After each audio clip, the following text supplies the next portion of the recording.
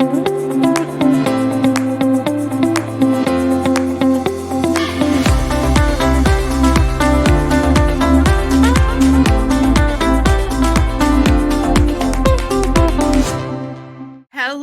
everyone. I'm so glad you're with us today. Second day of SX Live. I am Judi Platz. I'm the Chief Customer Officer. And today I have the honor and privilege of introducing Kincy Clark. Kincy, hello. Hey, Judi. Great to see you.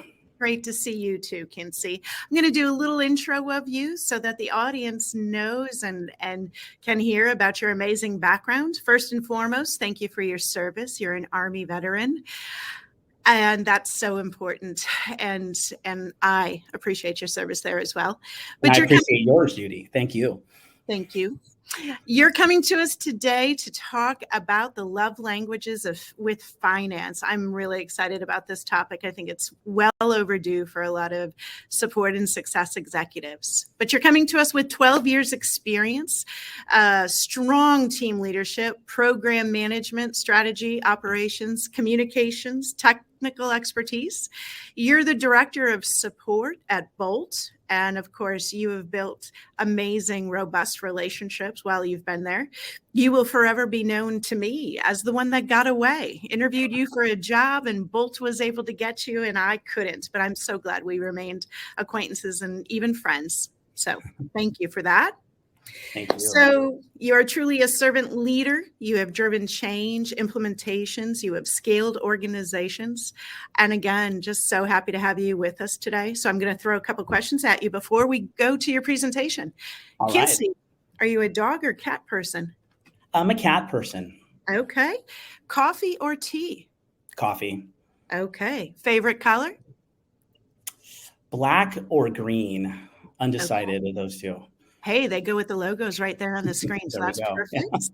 And the last, what's your spirit animal, Kincy?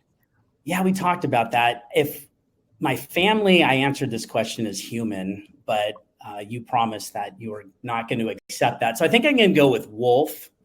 Okay. I don't know. I got to think about that, but we'll go with wolf. I think wolf is good. If you change during the presentation, you can tell us during the Q&A. So Kincy, I'm going to turn it over to you. I'm going to go backstage and give you the stage to yourself. Looking forward to your presentation, and I'll join you for Q&A at the end. Okay? Thank you, Judi. Appreciate it. All right. Bye-bye. Hey, everybody. Let's start off with a poll. I guess you're going to see it in your app window, but here's the question. How many of you have heard one form of these statements in the past 12 months? Fill in your name. You need to be more capital efficient. We got to figure out a way to do more with less. We're looking to reduce our spend, and headcount is our biggest cost. Or maybe you've heard, we need to find ways to be more efficient with our resources. So I'll give you guys a couple seconds. You can answer. I'm going to keep going. All of these statements are really some form of this. In this era of rising tensions, inflation, and all the other things that experts like to call the macros, companies of all shapes and sizes are reducing costs while trying to remain competitive in the marketplace. Growth at all costs is out, and capital efficiency is in. And I'm looking, not too many votes, but it does look like most people have heard this. I'd say we're batting 100% right now. So why am I talking about capital efficiency at Support Experience 2023? Well, this is why. Because when times are good and budgets are booming, support leaders always seem to be under pressure to find cost efficiencies. And back in 2021, when sales, engineering, and marketing teams were growing like gangbusters, support teams weren't necessarily growing at similar rates. I do want to point out success in the back. They're partying too, but you can see she's a little worried about support. But as we all know, the party's over. And today, in the era of capital efficiency, support leaders are really under the gun to find ways to save money. And in most companies, the person tasked with driving capital efficiency is the chief financial officer. Now, if you're wondering what this picture is, it's an AI-generated image that I got when I asked Midjourney for CFO in front of apocalyptic background. But even in non-apocalyptic times, talking to the CFO can be a challenge. She's usually busy, under a lot of pressure, balancing millions of priorities. And understanding support isn't always at the top of her list. Over the course of my career, I've learned that it's more effective to try and relate to the CFO rather than expecting them to understand the nuances of support. And what I want to do today is share some of my techniques for communicating with the CFO. The title of this talk, it's a riff on a book by Gary Chapman called The 5 Love Languages. And the central point is that everyone has a love language that they respond best to. And if you're trying to strengthen the relationship with that person, you'll improve your chances by learning to communicate with them in that language. So my goal today is to share 5 ways that you can communicate with your CFO to help strengthen his relationship with support. I'm calling them the 5 love languages of finance. But before I talk about them, I want to introduce myself. My name's Kincy Clark, and as Judi said, I lead support and education at Bolt. This is a picture of me and my friend John Howell when we were in college. We had both taken some accounting and finance classes, including a particularly intense cost accounting course. That course led us to found a company called Precision Analysis, and we built software that provided a way for cities to quickly and accurately account for all of their costs. Don't bother looking us up. We didn't get far, and this was in the pre-everything is on the internet era. But this experience and the coursework exposed me to a lot of accounting and finance concepts, and it also gave me an appreciation of the challenge companies face when trying to understand their costs. So after we shut down Precision Analysis, I moved to Silicon Valley, where I've mainly worked at venture-funded, mid-early stage software startups. I've led customer-facing technical teams like support, professional services, and some adjacent functions. And as I said earlier, I'm currently at Bolt, where I lead the support and education teams. I've also lived through my share of capital efficiency eras, 2000, 2009, 2015, and now 2022.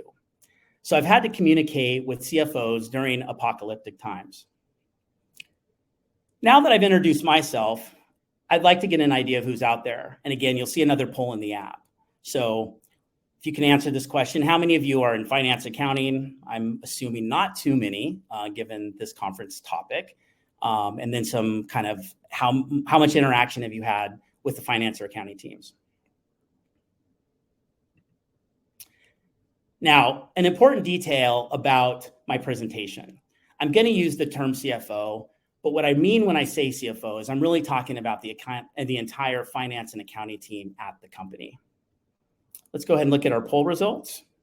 Most people have occasionally worked with finance and accounting, and it looks like we've got one person out there who frequently partners with them. No one from these teams, so that will set us up nicely for the next one. So before I share the finance love languages, let's learn a little bit about CFOs and their teams. And I'm going to start with some common stereotypes about CFOs. First, we have Darth Finance. These CFOs suck the life and soul out of teams with draconian policies and the occasional forced budget choke. And you can see some of their quotes. The second prototype are the bean counters. These CFOs are focused on cost cutting and expense control. Every single dollar has to be justified and accounted for, usually in triplicate. And then finally, we have the number cruncher. And this is an actual comic book, by the way. I did not make this up with AI. Number crunchers are known for being process-driven and numbers-focused without really having any connection to the business. Okay, I'm having a little fun here at the expense of the CFO community. And while CFOs have been occasionally known to exhibit some of these behaviors, a more productive place to start is their actual job description. So what does the CFO actually do? A lot, as it turns out. We're not going to review these in detail, but it's fair to say that CFOs are responsible for a lot more than counting beans. So to start our journey about the CFO, let's answer this question. The broad point I'm making here with this slide is that a lot of finance and accounting people may not come from places where they get a ton of exposure to support and other tech disciplines. And during their career, they may have analyzed or accounted for support operations, but that doesn't mean they have a deep understanding of what you do. So to be clear, this isn't a knock on finance people. It's just something you need to consider when you're talking to them. And in my experience, they're usually interested in getting a better understanding of support operations and how it all works. Now, people often think finance and accounting are the same species, those soulless numbers people who never give us enough money. But accounting and finance have very different functions in the business. And an easy way to distinguish them is by their time horizon. At the risk of oversimplifying, accounting people tend to focus on the past, and finance people focus on the future. As such, your accounting team is going to want to track what your team spends and record it as part of the historical record. The data is important for financial reporting, tax, and planning purposes. Sometimes their questions can feel intrusive because they're asking a lot of details about what you're spending money on. If the accounting team is asking those questions, they're just trying to account for costs in the most effective way possible. They aren't necessarily out to get you with the budget knife. That's usually wielded by the financial analysis team. This team tracks budgets and builds the budgets, tracks the OKRs. And to do that, they want to know exactly what your support team does, how you measure performance, and how you scale the function. They're often the team that will helpfully suggest looking at resource alternatives like offshore, BPOs, and automation. And when they do this, don't take it personally. They're not trying to hack your team. The questions are about finding efficiencies. And this type of conversation is exactly why you need to learn the love languages of finance. Here's something to consider.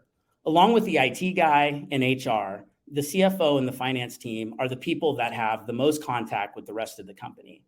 This means they have a lot of different businesses to understand. So if you can speak to them in their language, it will go a long way in helping them understand your priorities. It's also worth considering that they plan for and manage the company's financial resources. So put plainly, if you want to have some influence over your team's resources, it can be helpful to learn how to communicate with them in their language. So here are the 5 finance love languages: affirming investment and value, show me the metrics, the gift of modeling and budgets, tell me your gross margin, and acts of revenue and efficiency.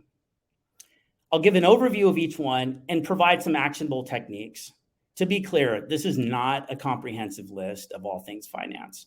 Your mileage may vary depending on your finance team and company situation, but I'm confident that you'll pick at least one thing up that will help you get a better understanding of how the CFO and their team operates. So let's get started. The first language is affirming investment and value.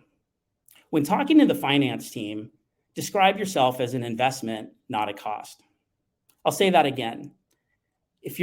When talking to anyone, describe yourself as an investment, not a cost. If you're an investment, you require resources to produce value. But if you think of yourself as a cost, you've made yourself something that everyone just wants to cut down on as much as possible. Now, this might seem semantic or even a cringe-inducing self-affirmation, but it is a powerful way to get everyone, including yourself, into the right mindset. Be an investment, not a cost. Now, many of you may be thinking, hey, Kincy, we're support people. We know we're not cost centers. And let me tell you, when you look at the support literature out there, you would think everyone knows this. But despite our best efforts, it's clear a lot of people don't see it that way. Hence the many articles written about this topic. Here's some examples, some headlines. I think one of the reasons these articles don't always land is because they often emphasize the importance of customers and how important support is, but they don't offer a clear way to communicate the business value that support provides. Just saying something like, it can cost 4 to 5 times more to acquire new customers than retaining current ones doesn't really translate to a clear business case. What's needed is an explanation of why support is an important investment. Because if you're an investment, you need to return measurable value back to the business. And value is the second half of the love language. As a support leader, can you answer these questions?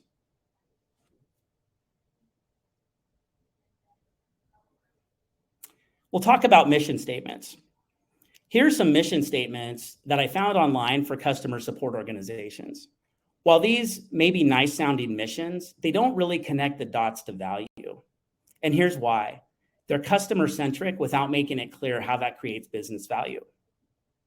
Customer centricity is a technique, but it's not necessarily the goal. Now, the support community knows that taking care of customers is critical, but that's not the goal of the business. Taking care of customers has to lead something that drives value for the business. And there are times when a business may choose to reduce the investment in customer centricity so they can resource other priorities. And when that happens, your goal doesn't change. You still need to create value. What changes it is how you're doing it. So here are some ideas on ways that support can create value for the business. Now, these are going to correlate to your product and company maturity. If you're an early stage startup, revenue may not be the priority. Providing product feedback or retaining customers may be more important. But if you're a more established, mature company, driving revenue and upselling may be a more viable priority for you. Whatever you choose, your mission needs to be aligned with the business and your stakeholders. And remember, customer-centric can still be your calling card. It's just not your goal. It's how you accomplish these value drivers. This is my team's mission statement here at Bolt, the support team. It's short, sweet, and clearly shows how we drive value. And since learning from customers is critical, we found the best way to elicit feedback is to give them a great experience. So I don't need to be explicit about that in the mission statement. Over the past 2 years, I've spent a lot of time sharing this mission statement with teams and leaders throughout Bolt. I know I've worn some people out with that presentation, but I want everyone to know how my team drives value for them and the company. And I also share this mission with vendors and other partners outside of the organization so that they understand what my team's priorities are. So here's a recap of affirming investment in value. Now that we've stopped describing ourselves as a cost center and we know what value we're driving, we'll need to support that claim with data, which is why the next love language is show me the metrics. I had to put the iconic scene down there because many people in the audience may not have been born even before this movie was made available. But I want to share, metrics are going to help you tell the story of how your support team is generating value for the company. I want to share some ways to think about metrics and how to position with the finance team. But I'm not going to show you how to build them, or there are plenty of resources out there for that. I will not be discussing SMART, KPIs, RACs, CPM, SPCs, and whatever other metrics are in the alphabet soup here. But I will start by offering a definition of metrics. Metrics tell an organization what they're doing, what it's doing, where it's been, where it may be headed, that something could be going wrong, and when it reaches a target. And with the technology advancements we've had over the past few decades, it's easier than ever to measure every aspect of the business. Having so much data can create an environment where it's difficult to understand what's really going on. These are just some of the metrics you can get out of any standard ticketing system. And a lot of non-support people are often drawn to them. Why? Well, they're easy to measure since all ticketing systems provide them out of the box. They're pretty easy to understand. Most people can wrap their head around these metrics, and they're popular. Vendors, blog posts will tell you these are the key support metrics. But as we support folks know, these types of metrics rarely tell the whole story. In fact, they rarely tell any story without context. While these metrics are crucial for managing a support team or measuring your customer experience, they don't provide the business a clear understanding of your value. In fact, they can have the opposite effect. Is it any wonder people obsess over tickets when our main data system is a ticketing system? So if you promote these in the business ticketing metrics, it can create an environment where other teams form the wrong conclusions about the value your support team is driving. So here's the technique. Take your mission statement and find a way to measure it. Easy, right? Honestly, it's not. Measuring value is really hard. Every team struggles with this, not just support. The only exception to that is sales. It's really easy to measure salespeople's value. But here are some tips for measuring support value. As I said, measuring value is hard. You as the support leader will need to spend time and figure it out. Don't expect to find it in the ticketing vendor's standard reports. In fact, it may not be in your ticketing system at all. It's too specific for your company's situation and priorities. It may require multiple inputs and data from other teams. So enlist your finance team and have them help you figure this out. If they understand your value proposition and your mission statement, then they'll want to measure it. So make them your allies in this quest. So to recap metrics, don't define yourself with operational metrics. You use that information to lead your team, not to define your value. Design and present a few metrics that support your organizational value proposition and make sure your finance team knows what they are. Okay, now that we're driving value and we have a way of measuring it, let's look at tools that help us manage the investment. The tools I'm going to talk about are modeling and budgets. So when the finance team plans for the future, they use models to help them understand how the future could unfold. The models include revenue projections, assumptions about expenses, and then a net number for the end of the year. This is a super basic, very oversimplified example. But where did that finance team get 15 for the support expense assumption? That is a great question. Unless they talk to someone in support, it's very likely that someone with little to no support experience made that decision. We can imagine a conversation like this. Since our revenue is increasing by 100%, that probably means our support issues will double. We'll just increase the support budget by a similar amount, and then we'll knock off a few bucks because that's what we do in finance. But you know, that's not how support grows. The customer mix could have an impact. If enterprise is growing faster than SMBs, that may be a different investment. Maybe you want to invest in some of this newfangled AI technology everyone's talking about. That also could be a game changer. The fact is, if you're not helping them model the support expense, their model probably will not reflect your priorities. But if you could help the finance team understand how you're planning to meet next year's challenges, you may not get everything you want, but at least you're in the discussion. Now, I know a lot of you have complex staffing models that help you understand how many agents you'll need, what your peaks are, and all that great stuff that helps you manage your team. But an operational staffing model doesn't help the CFO understand what to invest in your function. It tells her how you're going to manage the resources, and she may not be interested in that since that's your job. So I'm going to walk you through a quick model that you could use to help the finance team understand your support business, or really a design of a model.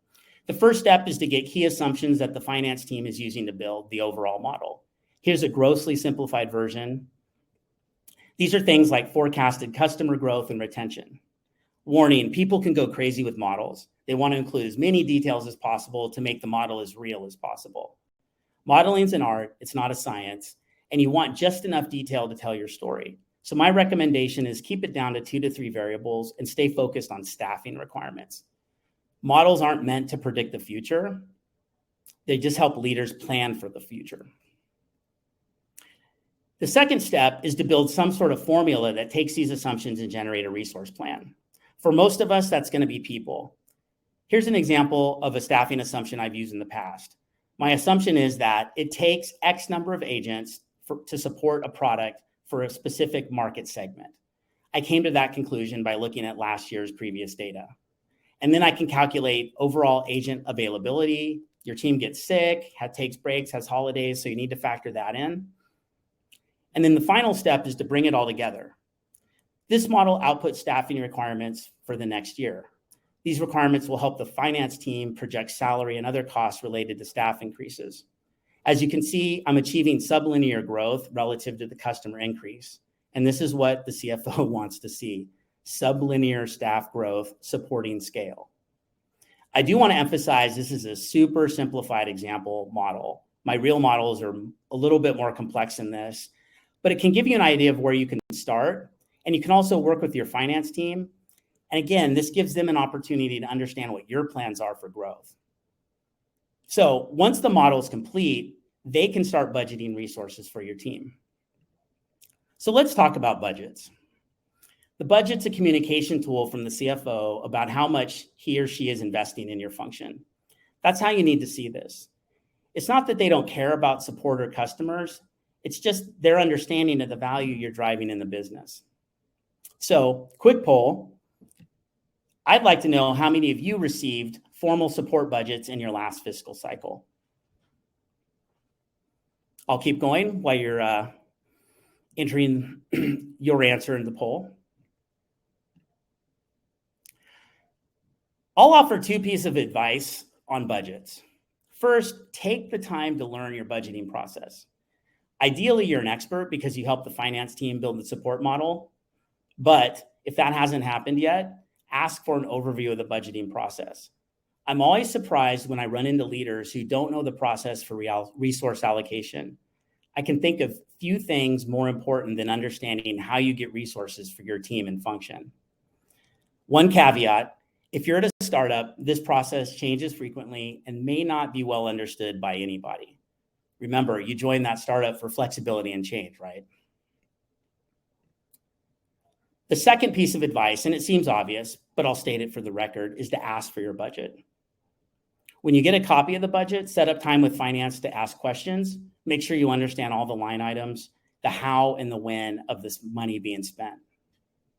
And looking at the poll, it looks like some people have, let's say 15% have influence, 15% get to see but don't get to provide feedback, and a lot of people don't have visibility into the overall resourcing. So hopefully we can change that.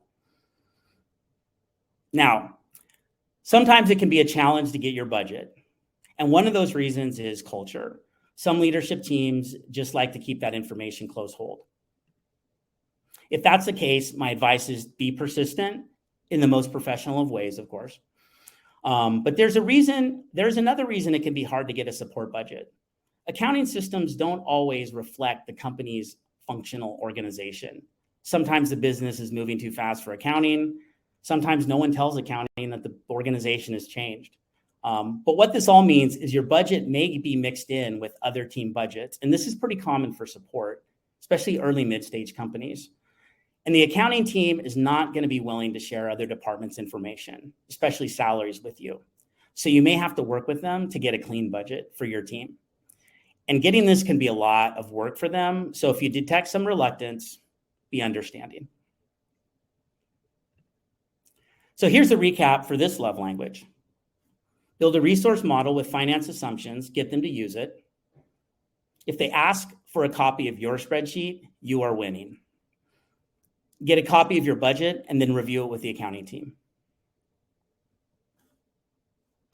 And when you meet with the accounting team, you can also ask them for the next love language, which is tell me your gross margin. Gross margin is a key metric that support leaders should understand. It's especially important in the context of a tech business, particularly software or SaaS. First, let's go ahead and look at the formula. Hey, if you're one of those people who are allergic to math, don't worry. Calculating gross margin is easy. You just need to know how to subtract. But I'll tell you, an even easier way to get your gross margin is just to ask your accounting team for it. As you can see, gross margin drives some pretty important discussions down there.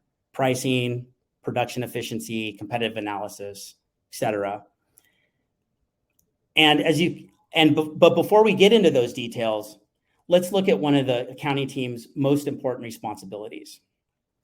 When a company spends money on running the business, the accountants classify those expenses. And expenses usually get classified into operating expenses, known as OpEx, or cost of goods sold, or COGS. Let's start with COGS.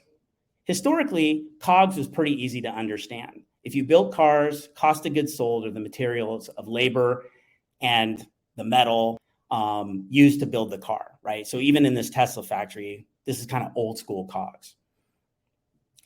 On the other hand, OpEx are the expenses that aren't directly related to making whatever the company is selling.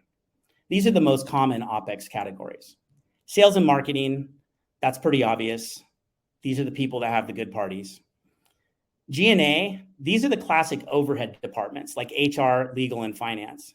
In other words, the people who like to shut down the good parties. And then finally, the last major bucket is R&D. For a tech company, this is where the engineers and product people who build the product go. But coming back to COGS, in SaaS and software, COGS are a little different. And you can see there some of the categories that go into the COGS. When you build and sell software, you're not trucking in sheet metal and plastic and paying robots to put it all together. You're running servers, paying for data, and make sure it all runs smoothly. And the people that build that software are part of R&D. So what does this have to do with support? It gets tricky for support. Depending on company stage and what support does, a case could be made to put support teams in expenses into a variety of different categories. The most common place is COGS, but common isn't everybody.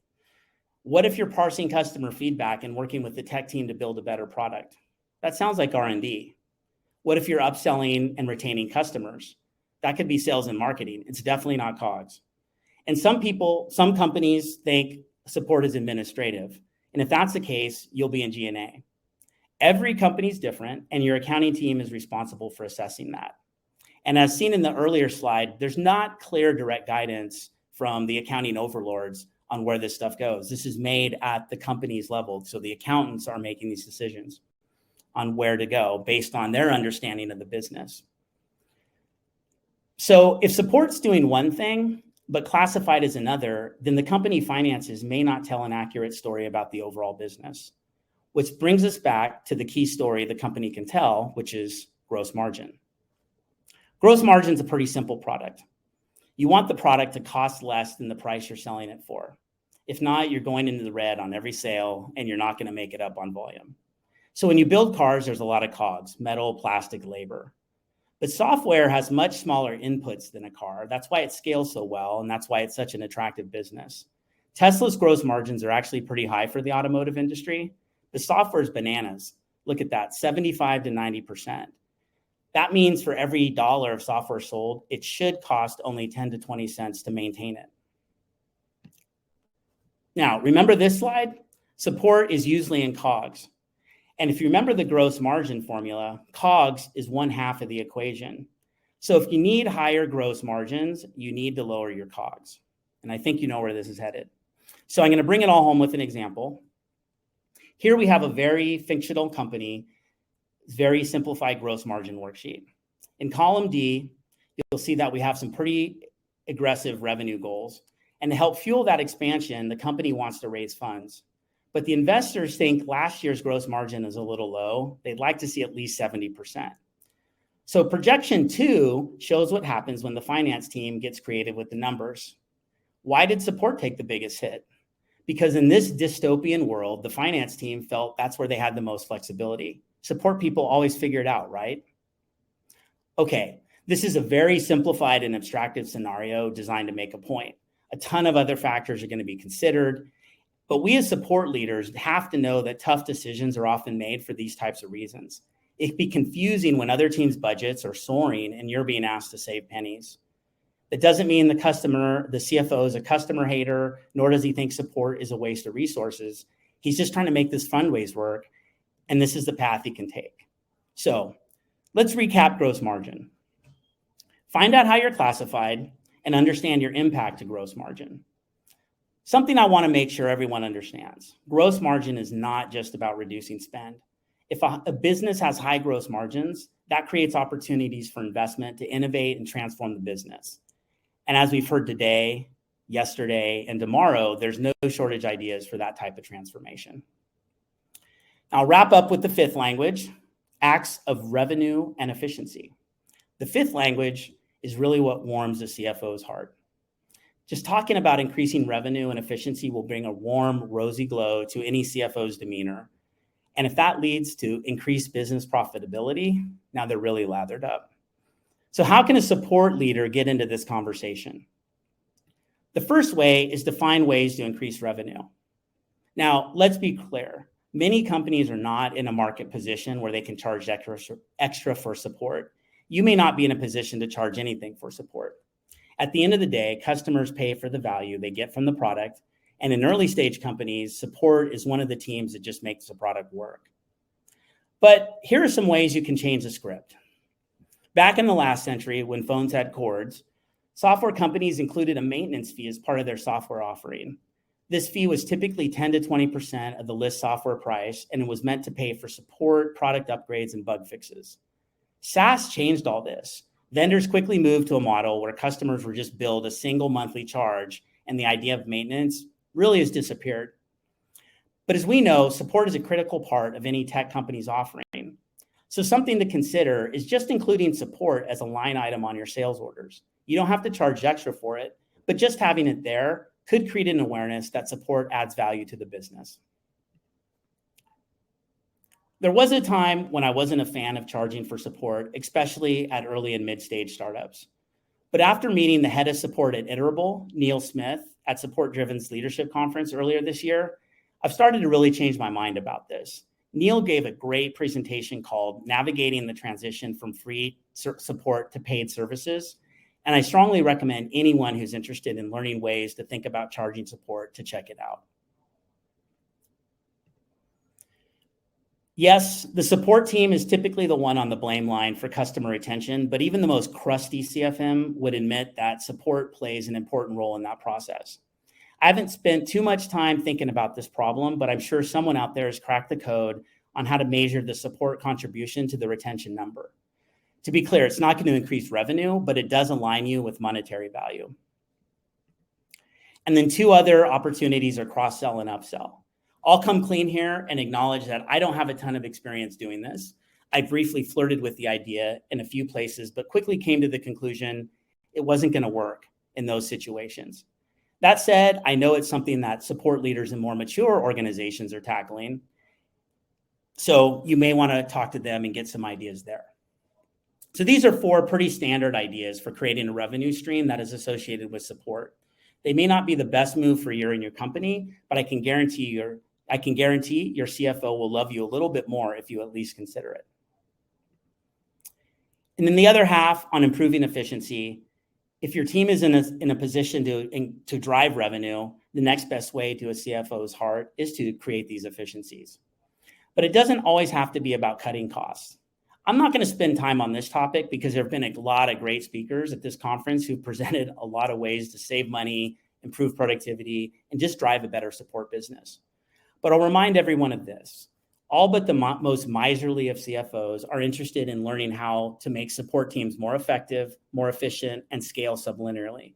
So if you have some investment ideas, schedule time with the CFO and paint them a picture. Just make sure you're speaking in a language they can understand. So here are the 5 languages. I'm not going to recap them. I've done that with each section. But if anyone has any questions, I'd be happy to answer them. But before I answer anything, my legal team advised me to read this brief passage. I'm not an attorney, accountant, or financial advisor, nor am I holding myself out to be. And the information contained in this presentation is not a substitute for financial advice from a professional who is aware of the facts and circumstances of your individual situation. Okay, having some fun with the legal community as well. Maybe I'll do a lawyer whispering session next time. Thank you.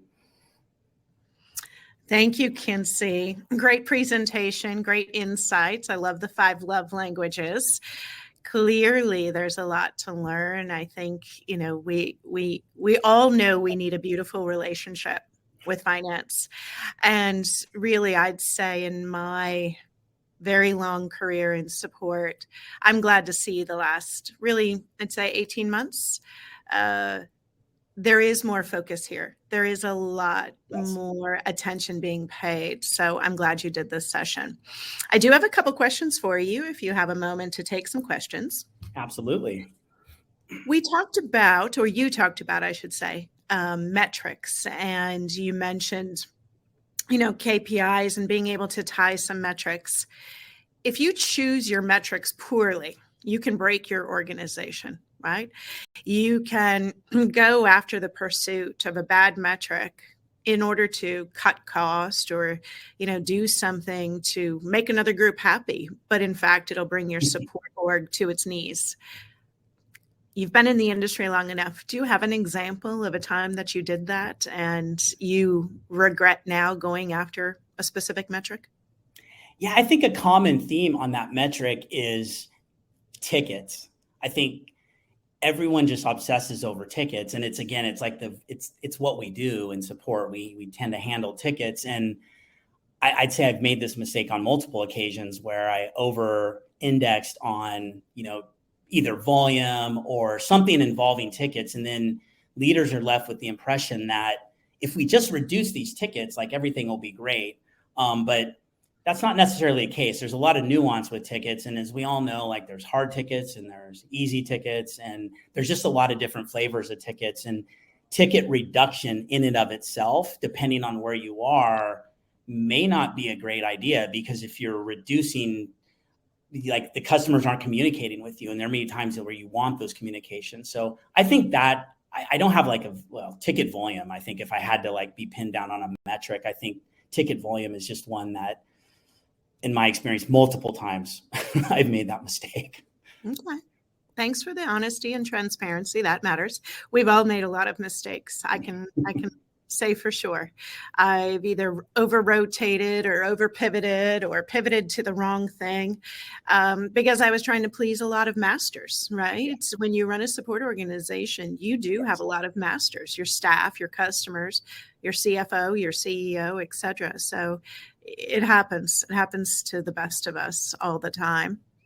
So one of the things I think I've seen in the industry, and I want to hear your take on this. I talked a lot about this when I was at TSIA and assessing and auditing support organizations.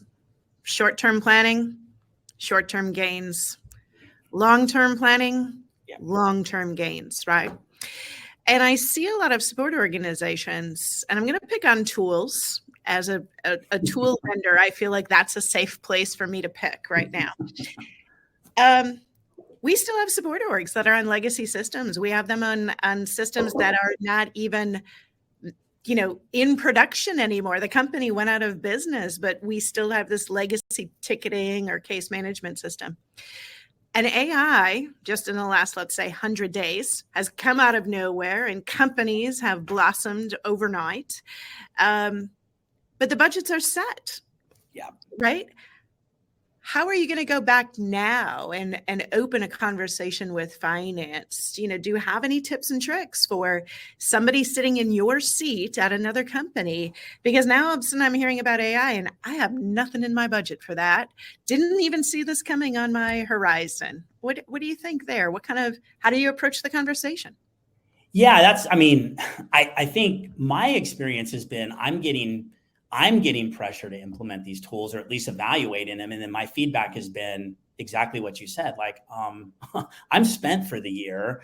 And so what I'm trying to do is pivot that conversation into like a value conversation of, okay, this is the investment. This is what I think we can get. And that just takes time, right? So I think it's going back and looking, but when budgets are so tight, sometimes you're really asking the business to take a risk. And what I've done is I've kind of just slow rolled this conversation a bit, where I'm just like, hey, let's wait a bit, see how things unfold. Because the one thing, and this is a little bit of a tangent on this, but I think it's not just money, it's time. And I get calls from like vendors or, LinkedIn requests. I don't think anyone really calls anymore, but I get LinkedIn requests from like every AI guy and a dog right now wanting to transform my support business. And it's always like, I would love to do this, but I have limited time. Time's really the precious resource that I'm trying to shepherd right now. But on the money side, I think it's being able to show that value proposition and show, how you can tell a story of how you can drive down some costs, how you can create some efficiencies over an arc. But you just have to recognize where you are, because if you're in the middle of an exercise again of trying to, get your gross margins up, the stars may not align for you. So I think some of that is just reading the budget tea leaves and having an open conversation with finance and seeing it like, hey, is this even possible? Right. Yeah, I like the, we did a session earlier today on cross-company collaboration and how important it is. And I think right now people have their eye, on things like support and success collaborating better together, or marketing and support, or product and support, right?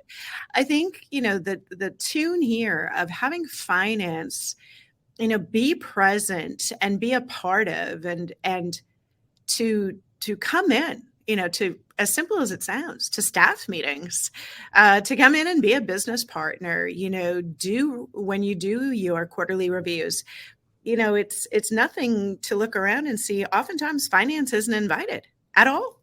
And here you are presenting everything that you've done for the past, 3 months, and you don't have your business partner there who's literally hearing the challenges or, hearing the progress. I think that really has to be something that we focus on. And you have to have a certain metal, you have to be made of a certain metal to be comfortable opening yourself up, because finance can come in too, and they can look around, they can point some things out. And guess what? Yeah. It's And not they bad. ask hard questions. Yeah. Yeah. But it's not bad to have that outside view, No, right? Let absolutely. them poke a little bit. Let them see through a different lens, and maybe it helps you open your, spectrum as well to what's going on. Yeah, So, that's been my journey here at Bolt is, again, I've had some challenging relationships with the finance team in the past. And I really made a vow to myself when I came into Bolt that I was really going to work with the finance team in a more productive way. And to be like, we have a great finance team and I've just really enjoyed the partnership with them. But my boss really challenged me to go have productive conversations and not take everything personally, right? Like not take the poking personally, but I've also moved their way. Like I set time up with them. I walk through like they understand how my group's structured. They understand that it's not just a bunch of people that answer tickets, that we have specializations. So you got to move their way. You got to bring them into your business and make them interested. yeah, great advice there. We do have to, any relationship, right? Yeah. We Yeah. can't just stay firmly in our chair. We have to get up and, move in their direction. So I think that's valuable. You've mentioned a couple times, as you've come up in your career, as you've been growing and things like that. This topic for somebody who grew up in support, and I'm going to say, right, started out as a technical support engineer and, moved up, manager, senior manager, director, etc. A lot of people didn't have that background in your college photo that you showed, right? Some guidelines, some recommendations. What are you telling the person who's coming up behind you who wants your job? How do they get better at understanding accounting principles, finance principles? Is there, some tips, tricks, a book, a blog post? What are you telling people to get better at understanding finance? Yeah. I mean, I think you can go down the wrong road if you really start to understand accounting, because I think I really thought a lot about this in this presentation, like what accounting principles are really necessary. And frankly, there's not a ton, I think, that are necessary to have good conversations.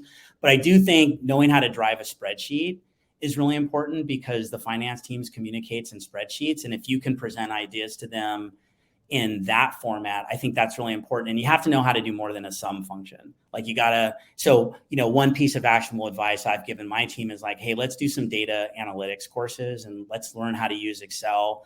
And you don't have to be like the master. You just have to know kind of what's possible. So I think that's a big part. I think understanding just some key business metrics. I think gross margin is so important to understand.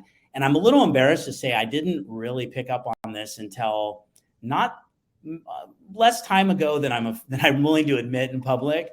But really going deep on this, it just really explains why some decisions are made. And then I think the last thing I would say is these accounting classifications for support in particular, because I really tried to illustrate the point here is that COGS is the easy answer, but it may not be the right answer. And a lot of times it's G&A or COGS is kind of the default. But again, I would argue like support has a foot in R&D, support has a foot in sales and marketing. And as we can see, this drives investment because it's not just gross margin. There's other ratios that investors are looking at. They're looking at like how much of your R&D spend, how much where you are in the life cycle of the company. So if you're aligned in kind of the right, like again, early stage, they want to see a lot of R&D. So if you can anchor yourself in R&D and show like you're driving R&D value, that could be an important like part. So I think those things I would say like spreadsheets, understanding the account classifications, and this really getting your eye on some business metrics and not falling asleep when the finance guy talks through burn rate and all those things. I just think it's really easy to tune out of the business realities. And all groups are guilty of this. It's just not support. Like there's, but you just have to engage there because it's a business. And I think a lot of, especially startups, lose sight of that, that there's numbers behind all this and that's what drives things. And to be fair, I think senior leaders aren't always upfront about that and not in nefarious ways. They're not taking the time to share that detail, but you got to get everyone aligned that it's a business that we're running. Yeah, that's very true. I want to poke on the metric thing because we've had a couple questions come in around metrics. And, This is one of my favorite subjects and one of my least favorite subjects. It's my favorite because I think that as industry executives, we can change this narrative. It's my least favorite because I feel like when we're just going for that last push, people get exhausted and fall out and go, okay, I roll over, I concede. We're going to keep measuring the same things we always have. And, one of the questions that we had come in, and this is a perfect question. We have the traditional industry metrics. You showed it there earlier in the screen, right? There they are. Time to resolution, CSAT, first contact resolution, right? NPS, all of it. Just stop me if you've heard these before. But a finance leader who's been around for a while in the industry, that's what they know. Yep. How do I measure support? Time to resolution, right? That's yep. Easy. So they come to you with this boilerplate of metrics, and they're like, okay, how you doing here? How do we change that? And I have some ideas here too, but we have to stop going after this traditional set of metrics. Have you been able to do this at Bolt? Have you introduced a new metric? Have you been able to have the conversation to say, hey, I'm no longer interested in these legacy metrics. The workforce has changed. The customers have changed. We're going to be measuring this, whatever this is now. Tell me about that. We've had some success there. And I think the key is to distinguish the strategic I'll use these terms, strategic metrics versus the operational metrics. And I think we get focused, and as leaders, we come up within an organization. So like if you're a manager or support and you're, getting your team effective, you're really focused on operational metrics, and that should be your world. But when you're a director, VP, it's really about, hey, what's the value you're creating for the business? And that's strategic value. And those are two very different metrics. So I think a lot of the metrics, again, I really wanted to make it clear in this presentation. They're important, they're vital, but we can't tell people are in the business metrics when we need to be on the business. And I just love that in the business, on the business metaphor. And I think there's on the business metrics, and I think there's in the business metrics, and we have to get away from using those in the business metrics when we communicate about support to other people. I think that's the key thing is like, hey, first contact, response time, that's super important, but CFO shouldn't care and doesn't care. And if you frame your business that way, terrible decisions could potentially get made. So I think that's the key, is just knowing what metrics. And the last thing I'll say is I think for measuring value, it's unique to every company and unique to every situation, and it changes in the lifetime of a company. And so it means you can't be lazy. You can't be like, okay, where's the metric that the vendor's giving me? And this is what we're going to use. Like for me right now, I'm really trying to think about product feedback. So we're still trying to figure this out. How do we measure effectively the quality and the quantity of the product feedback that we're giving to the product team so that they can action things? Like we haven't solved that yet, but that's the value I'm driving. And so we're trying to figure that out, because at the end of the day, that's my team's mission, but that's hard to measure. So sometimes it's just hard to find that on the business metric that makes sense to everyone. But just because it's hard doesn't mean you shouldn't do it. Yeah. I think it's when it gets hard that it gets fun in a lot of ways. Yes. I had a person in my life once who went by the B model, always interested in having a conversation, but his rule was be brief, be brilliant, be gone. Yes. And it was come into my office, share something with me, be smart about it, and then leave me alone so I can do, what it is this gentleman needed to do. I think with metrics, some of it comes to that be brief, be brilliant, be gone, because I think there are new and emerging metrics. And, call me what you will, shameless plug for SupportLogic. I present to our company what our customer sentiment is. It's a measurement that we do in SupportLogic. You know what? Easy to understand, easy to get to. And I made it very matter of fact. This is what we're measuring. This is what we're aligning on. Here's how we get to this number. And this is what I'm going to be presenting, from here out. Be brief, be brilliant. And before they could argue, I walked away. So I think that we should all be doing that in our organization. We know what makes our teams healthy. We know what our customers, to some degree, need and want from us. Let's advocate for that and not measure the wrong things anymore. Let's be those bold leaders who can say, you know what, that's a legacy metric. And we have changed so much in support. We don't need to measure that or report on that any longer, right? No, I agreed. And I think the be brief is, I mean, we both worked in an organization where that was a common phrase. And I think like too many, again, like we all know that one metric doesn't tell the story. And I think sometimes support leaders try to fill that gap with multiple metrics, to your point. And it's like, you got to find that one or two that just makes sense and go with it, and not, well, you know, if we look at first contact rate, you really have to account for, you know, these 14 other things to really make it all make sense. And, you know, eyes are glazing over, and it's just hard to consume, and you can't really drive a business that way. So I agree. I really like the idea of just one kind of driving force that you present that really makes sense for the business. But again, that's not easy. I just really want to emphasize that, like, you, as a support leader, you got to spend a lot of time really thinking about it and test driving it and talking to people before and after the presentation. Did this make sense? Have them poke holes in it. And finance if the finance team doesn't get it, like, that's a good signal, in my opinion, that maybe this isn't landing.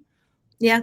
And I think, you know, work with your peers in the other business units, right? Yeah, absolutely. You know, for instance, can customer success rally around a customer sentiment score? You bet they can. Yeah. Can they rally around a product engagement score? You bet they can, right?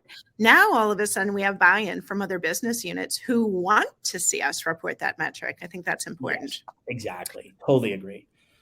So you mentioned one thing. You mentioned cross-selling and upselling, and you know, how your view has changed on that, right? I think because support has so many touch points, we talked about it this morning, you know, compared to other business units, support is a great place to do lead generation, truly, right? Yeah. I don't need them talking about a product. I don't need them talking about a service. But if they can listen enough and hear enough that they can identify leads, I think that's also a way, you know, to prove out value, go where the money is, right? And for me, I know, again, dating myself back to TSIA, I worked with Steve Frost there, and we figured out and did a lot of modeling. It cost $7 for any lead that was generated. Now, I don't know if it's still $7, but a couple of years ago it was $7 for a lead generated by support. And it was in the hundreds of dollars when you were getting leads generated by your sales and marketing team. So for people on the phone too, get yourself attached to a little bit of that. Use tools, again, you know, insight tools, analytics tools, AI tools. Yes, SupportLogic is one of them. Use tools like that to find, you know, those needles in the haystack. And I think you begin changing, again, the perception when you are bringing those insights and that value to other business units. Yeah. And I'll plead guilty to having resisted this in the past. And I think I've embraced it differently at Bolt for sure. But I think AI creates some amazing opportunities for this too, because my historical resistance has been cognitive overload on support agents. You know, it's hard enough trying to learn the product and then trying to get them to identify opportunities. But I think there's some really interesting opportunities popping up with AI that are going to make this possible. But for the record, my resistance is really lowered on this spot for exactly these reasons. I love that you're, again, transparent and willing to say, hey, I learned something, I changed my mind, right? Yes, so absolutely. Yeah, Kincy, it has been a pleasure. Thank you for being part of our event today. Thank you, Judi. It's